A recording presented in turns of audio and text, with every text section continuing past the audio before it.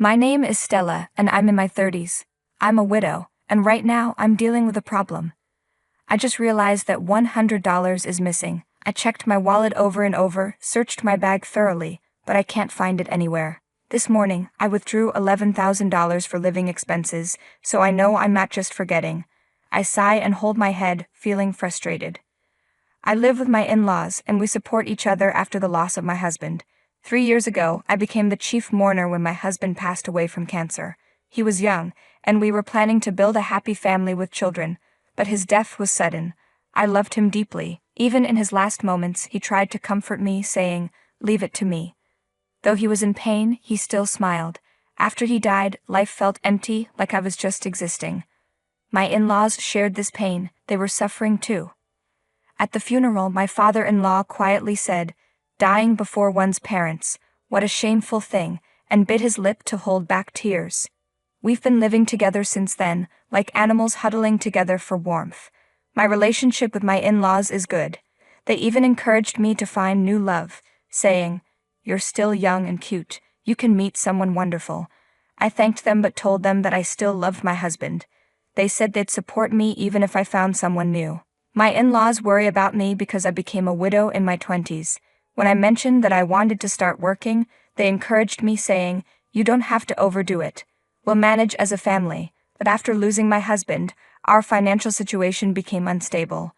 We hadn't planned for him to get cancer at such a young age, and our savings, meant for building a house, quickly ran out. Now I rely on a survivor's pension and help from my in-laws, but I can't be satisfied with this situation, so I decided to start a part-time job. A few months after I started working, I noticed money was missing. At first, it was just a few $10 bills, but then it became $100, and eventually $200. Since there are only 3 people in the house, me and my in-laws, and my father-in-law is away at work during the day, I started to suspect my mother-in-law.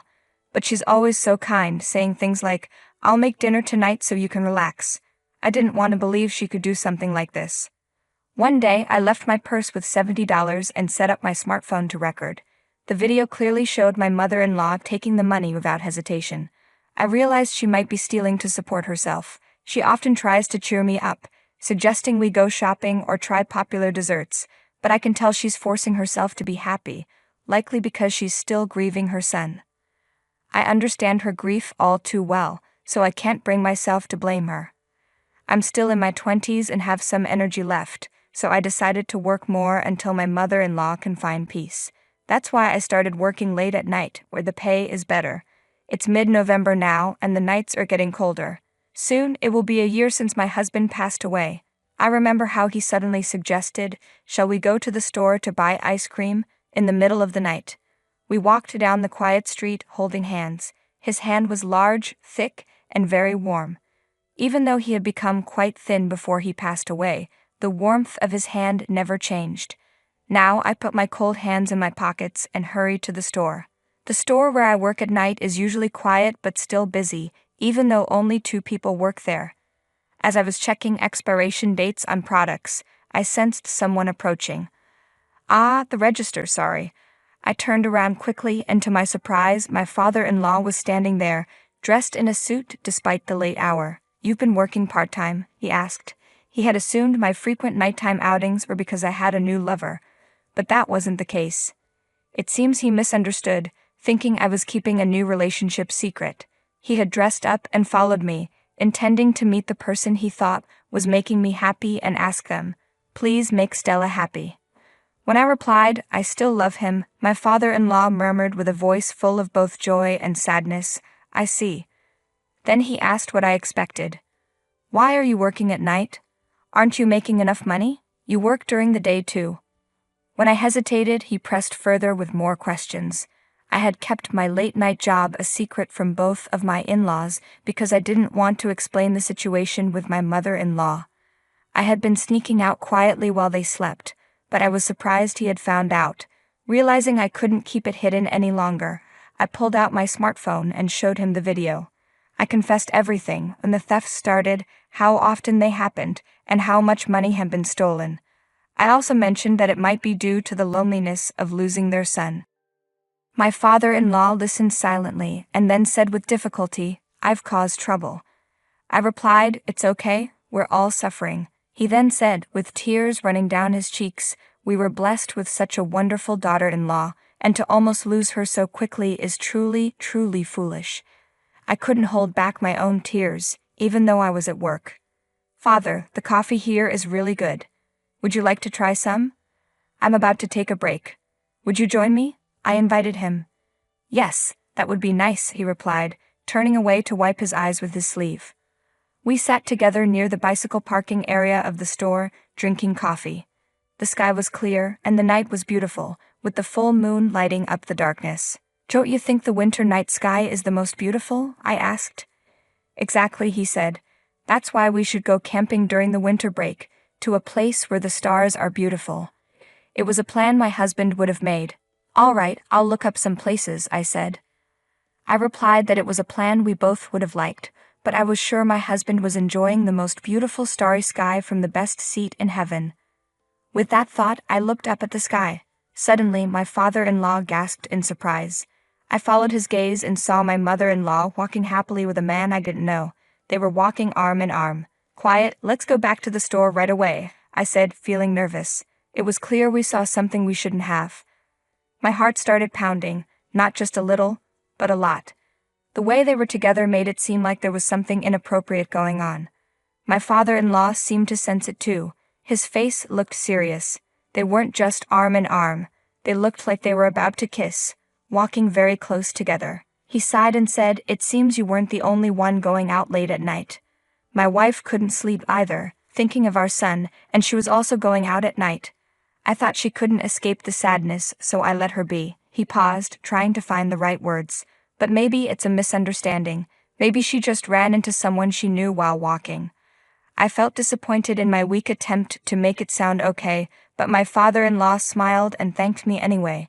The air between us felt even more uncomfortable, and the cheerful music playing in the store made it worse. My father-in-law suddenly muttered, "I see, that's what it is." He nodded like he understood something, but I was still confused. I looked at him, full of questions. He said, "Stella, let's keep what happened tonight between us and not tell my wife. I'll handle this. And if my wife takes your money again, please let me know secretly." "Yes, I understand," I replied. "Don't worry about anything, Stella," he said firmly, gently patting my head. A few weeks later, on a Sunday after lunch, he said, "There's something I need to discuss. Stella, please join us as a witness." My mother-in-law asked, "What's wrong? Why the serious face?" My father-in-law waited for us to sit down, then took several papers out of a brown envelope and spread them on the table. My mother-in-law quickly grabbed one of the sheets. It was a large photo of her and a man entering a hotel. My father-in-law had hired a detective to find out what my mother-in-law was doing. "Are you still seeing him?" he asked. My mother-in-law just stared back at him angrily without answering. Curiosity got the best of me, so I asked, "What do you mean by still?" My father-in-law was silent for a while before he quietly started telling the story. "Actually, this was before our son was born," he began. "Right after marrying my father-in-law, my mother-in-law gave in to temptation from outside the marriage. The man we saw at the store was the same one involved back then. My mother-in-law and that man were high school classmates, and they reconnected at a reunion. They had been close in high school and admitted to each other that they had feelings for each other back then. Although my mother-in-law was already married, he was single and attractive. According to my father-in-law, she thought it was the perfect chance to leave her marriage since they didn't have children yet. However, the problem was that the man didn't have a promising future. He was good-looking and dreamed of becoming a famous actor, even starting his own theater group. But there were hardly any members, and most of the performances were just him alone. Torn between reality and dreams, my mother-in-law chose the stable life my father-in-law could offer over the uncertain dreams of her former classmate, giving up the idea of running away with him. But in the end, my mother-in-law couldn't make a choice and lived a double life between my father-in-law and that man. At that time, I was so busy with work that I didn't notice what was happening at home. My father-in-law said with a sad look, giving my mother-in-law a cold stare. He found out about the affair when there was a chance she could be pregnant. Even when she might have been pregnant, she didn't seem truly happy. I started to get suspicious and looked into it, discovering that she had been involved with that man. But my mother-in-law desperately insisted. Our son is really yours truly. She had made the same plea in the past, promising to break up with the man immediately and never see him again. She wanted to build a life with my father-in-law, and he believed her. He thought it was just a brief affair, but it was much more serious. When we saw them at the store, it was clear why my father-in-law's expression became so stern. And to think you've continued this relationship all along, it's truly disgraceful, he said. No, that's not true, she replied, but their relationship looked like they had been together for years. My father-in-law slammed the report on the table, and the undeniable evidence was clear. My mother-in-law tried to argue, but she looked downcast. It's true. I'm not lying. I hadn't been in touch with him at all. I didn't even know his contact information. Then why were you together? My father-in-law pressed. He came to our son's funeral. My mother-in-law answered. What? My father-in-law exclaimed in surprise. Maybe you called him because he's the real father. That's not true. Our child is really yours. He just came for the funeral, she insisted. I see. Really, I was just lonely after our son died. I just wanted to see him again, but I didn't know his contact, so I looked up his stage name on the internet and found his theater group's email address. So you started seeing each other again? Because I couldn't help it. I was tormented by our son's memory. I wanted to be free too, she said, turning to me. Stella, you understand, don't you? My mother-in-law pleaded, but I was speechless, frozen in shock as I learned about my in-law's past. How much had my husband known about all of this? Thinking of him made my heart ache as my mother-in-law kept trying to defend herself. My father-in-law just shook his head in disbelief. No matter how believable your story sounds, I won't fall for it anymore. I won't be deceived again, he declared.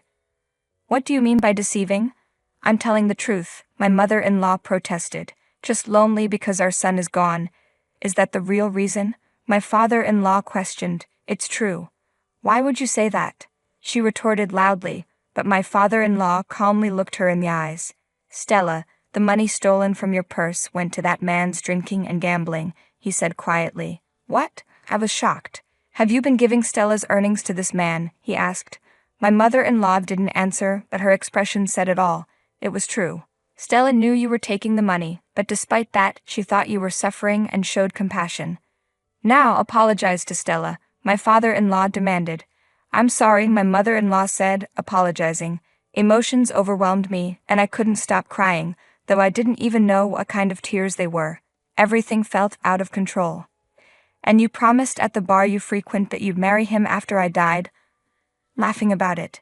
You even said you'd build a house with my retirement fund. My father-in-law added. That must be a joke, right? My mother-in-law responded. I can't believe a parent who has lost a child would joke about a family member's death.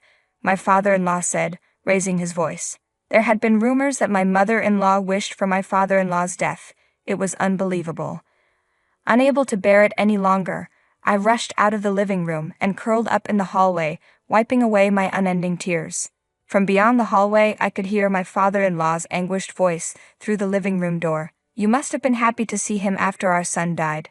I don't want to see your face anymore. Leave right now, he yelled. Later, they divorced. I don't know if my mother-in-law is with that man anymore. It no longer concerns me.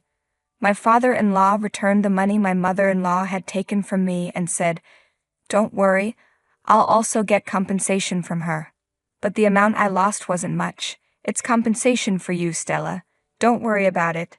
Legally you are my daughter, he said with a laugh. His kindness always warmed my heart. Can I stay here until I find new love? I asked. Of course, my father-in-law responded with a big smile. I wondered what my husband would think about this decision, and the question suddenly crossed my mind. Hey Stella, can I ask you one thing? Don't you ever think there's no blood relation between me and my son? What do you actually think? My father-in-law asked hesitantly. This must have been weighing on his mind for a long time. His face was tense with anxiety. He had raised his son alone, unable to confide in anyone. I looked him straight in the eye and answered lightly, Oh, was that what you were worried about? That was it, he replied. I couldn't help but laugh. Of course you are father and son. Remember what you said at the store, Stella, you don't have to worry about anything. Leave it all to me. His way of speaking and his actions are so much like yours, it's as if he was possessed by you. No doubt you are a real father and son, I guarantee it." Hearing those words, my father-in-law started to cry, his emotions finally collapsing. "Thank you, really thank you," he said, and I gently rubbed his back. "Father, thank you for raising him so wonderfully." At that moment my father-in-law took my hand and squeezed it tightly. His hand was as warm as his son's.